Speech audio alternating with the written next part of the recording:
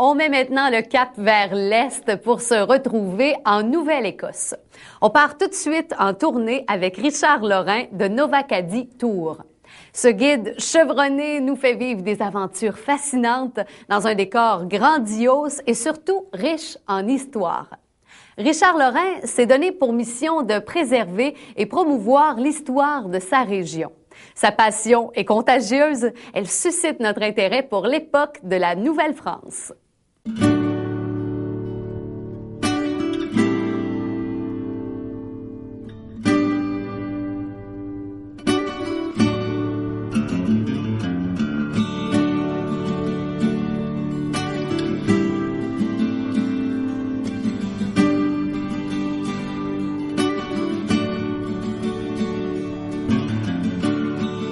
Je réponds à un besoin historique en présentant l'Acadie dans ses origines et l'Acadie actuelle, en amenant les visiteurs à découvrir l'Acadie. J'offre des séjours d'une demi-journée jusqu'à 2 semaines si le besoin est.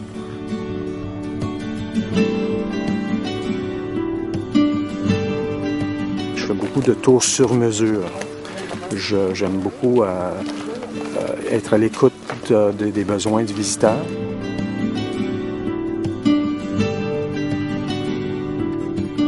Les gens viennent ici beaucoup par intérêt pour la généalogie. Évidemment, la généalogie est un hobby très important, possiblement le plus important actuellement dans le monde occidental.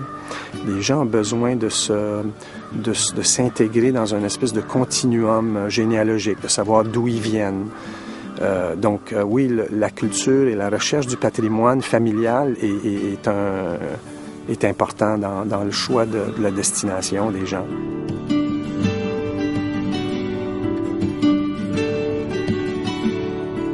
Grand Pré est considéré comme le grenier de l'ancienne Acadie.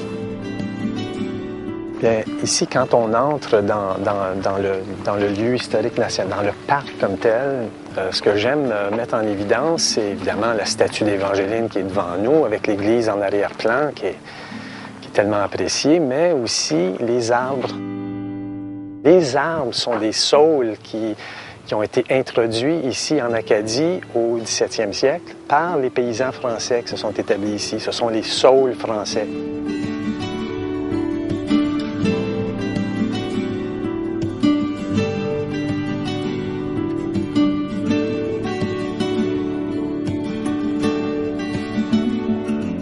Il y avait la plus grande population d'Acadiens. On évalue environ 32 paroisses dans l'âge d'or de l'Acadie. Et Grand Pré était la plus populeuse de ces paroisses-là et possiblement la plus productive également par le biais des digues et des aboiteaux que les Acadiens ont construits et érigés ici. Donc c'est un lieu vraiment, c'est un incontournable dans la compréhension de l'histoire de l'Acadie et du Canada.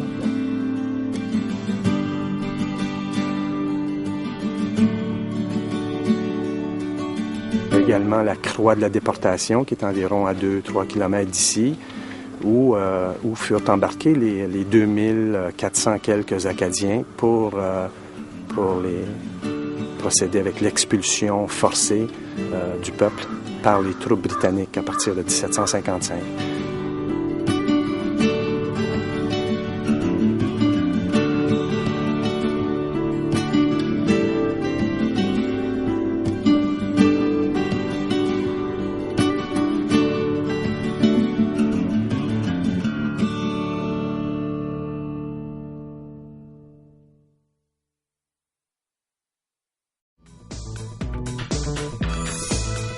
Au retour, le berceau d'un pays riche en couleurs.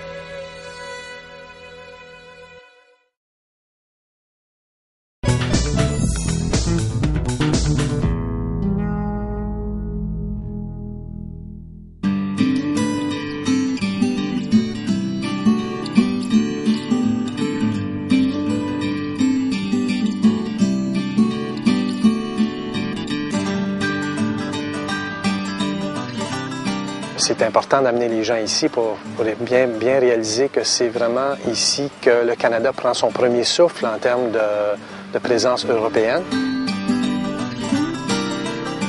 Et aussi le fort de Port-Royal, qui lui date de quelques années plus tard, mais quand même qui constitue la plus vieille fortification de terre en Amérique du Nord.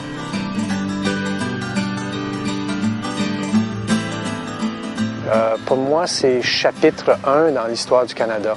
Et puis, je pense que le lieu mérite toujours m'amène toujours à un moment de méditation, de réflexion sur notre histoire.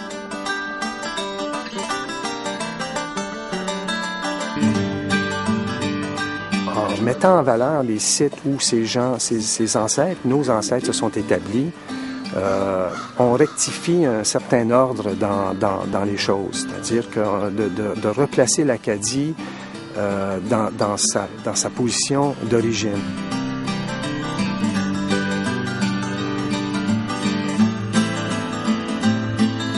Mettre les choses dans le bon ordre, c'est-à-dire 1604, l'Acadie, 1608, Québec.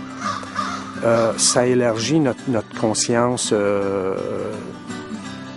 patrimoniale du Canada et de l'Amérique dans l'ensemble. Donc, si je peux, par le biais de mes forfaits, mes itinéraires, mettre cette dimension-là en évidence et en montrant des paysages absolument inouïs du Canada, de l'Est du Canada, je suis très, très fier, très satisfait. J'ai réussi mon boulot.